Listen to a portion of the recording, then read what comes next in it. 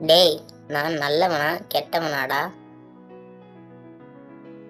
ஒவ்வொரு மனிதனுக்கும் ஒரு குணம் இருக்கும்.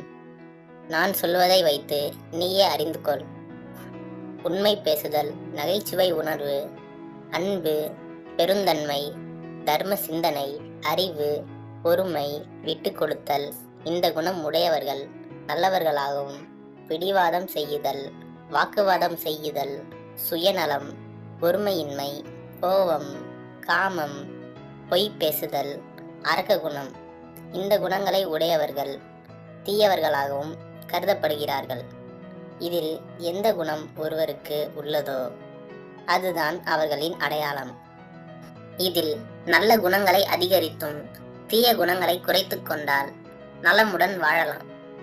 இப்ப சொல், நீ நல்லவனா கெட்டவனா? இன்று வரை கெட்டவன், நாளை முதல் நல்லவன்.